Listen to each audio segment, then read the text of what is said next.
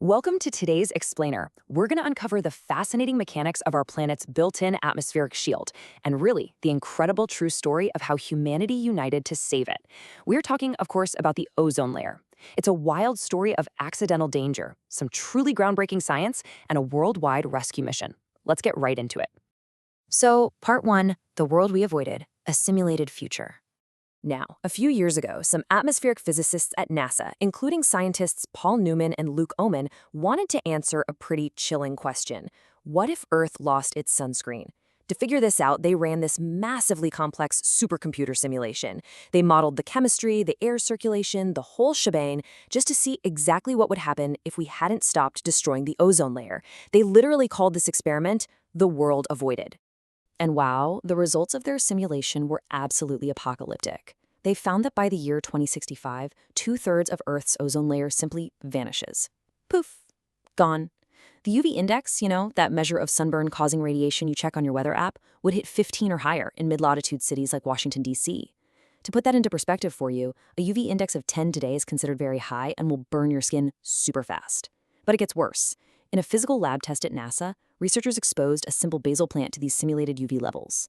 Without our atmospheric shield, that poor plant blistered, browned, and completely died in just one single day of sunlight. Worldwide, DNA mutations and skin cancer incidence would absolutely skyrocket, and our immune systems would be drastically suppressed. All right, moving on to Section 2, Good versus Bad Ozone, and why location is quite literally everything. To really understand how we managed to avoid this disaster, we first need to clear up a very common point of confusion about ozone itself. What's super fascinating here is that the ozone molecule, which is just 3 oxygen atoms bound together, is exactly the same in both scenarios. But its location completely dictates whether it's a biological poison or a critical planetary shield. Down here in the troposphere, where you and I live and breathe, it's considered bad ozone. Basically, it's a toxic smog created by pollution from our cars, power plants, and chemical solvents. It messes with our lung capacity and harms crops. But if you look high up in the stratosphere, it's good ozone. Up there, it acts as this brilliant, natural sunscreen protecting all of life below. Which brings us to Section 3, the Global Sunscreen, our stratospheric ozone. As you probably know, the sun emits different wavelengths of ultraviolet radiation, and our ozone layer acts as an invisible, absolutely vital filter. It does let some of the weaker UVA through, which is why, we still get sunburns and premature skin aging. But here's the crucial part. It entirely blocks the extremely dangerous high-energy UVC rays, and it absorbs between 97 and 99% of the harmful UVB radiation. If these intense rays reached the surface unhindered, well, terrestrial life would basically be bombarded with energy that easily destroys and mutates our DNA. Not good. Now, a lot of folks think the ozone layer is just a static, unmoving cloud of gas. But actually, scratch that. It's an incredibly dynamic, constant chemical dance.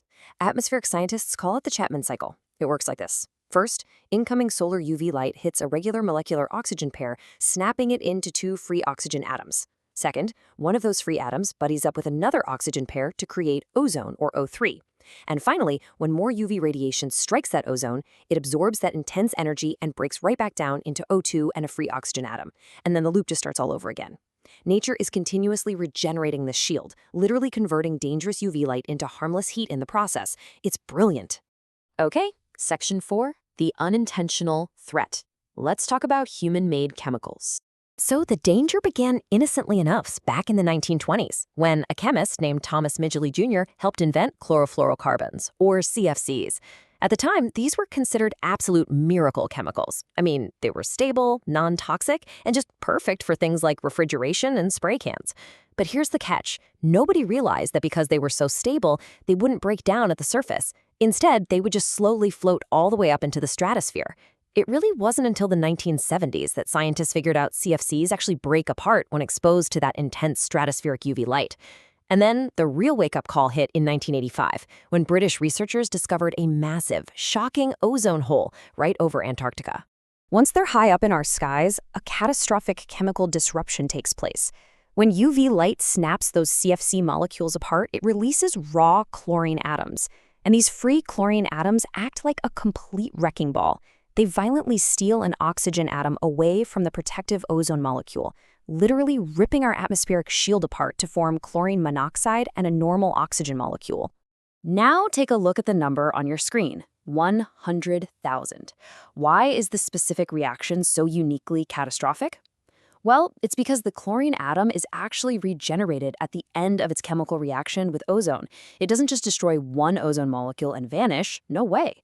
Just one single chlorine atom can survive to hunt down and destroy tens of thousands, up to 100,000 ozone molecules, over decades before it finally washes out of the stratosphere.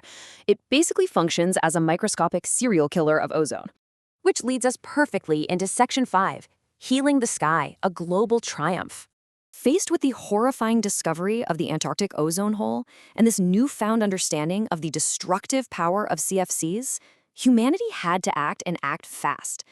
The satellite data tracking this destruction is honestly staggering. You can see the massive expansion of the purple area, which represents severe ozone depletion, from 1979 compared to 2011. We call it a hole, but it's really more of a dramatic thinning of the protective layer, particularly over the freezing polar regions where stratospheric clouds actually speed up the destruction. Now, because legacy CFCs linger in the atmosphere for 50 to 100 years, the hole expanded massively due to our past emissions. But as new CFC emissions plummeted worldwide, the hole eventually began to stabilize, showing early signs that nature was finally catching up. This crucial stabilization was all thanks to the Montreal Protocol of 1987. In what was truly a remarkable display of global unity, leaders from completely different political ideologies and nations around the world came together to sign this treaty. They agreed to definitively phase out the manufacturing and sale of CFCs and other ozone-depleting chemicals. Fast forward to today, and many experts and historians consider the Montreal Protocol to be the single most successful environmental treaty in United Nations history. It's a huge deal. And the real-world impact of phasing out these chemicals is incredibly profound. By protecting our ozone layer, several studies estimate that we have literally avoided millions of excess skin cancer cases worldwide. Millions!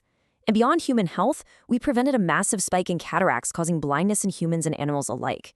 Oh, and we've preserved the global food chain by protecting marine plankton and agricultural crops from what would have been fatal doses of radiation. So, looking back at NASA's apocalyptic 2065 simulation, the one where plants die in a day and the UV index goes completely off the charts, we can proudly say that the scientific community and global governments actually worked hand in hand to solve a genuine existential crisis. As NASA physicist Paul Newman so perfectly put it, we simulated a world avoided, and it's a world we should be glad we avoided. I think we can all agree with him on that one. I'm going to leave you with this final thought to reflect on today. If international cooperation successfully healed the ozone layer, if we can rewrite the chemistry of our entire sky to heal a broken planetary shield simply because we decided to work together, just imagine what other global challenges we are completely capable of overcoming. Think about it. Anyway, thank you so much for joining me on this explainer. Keep learning, keep asking questions, and I will see you next time.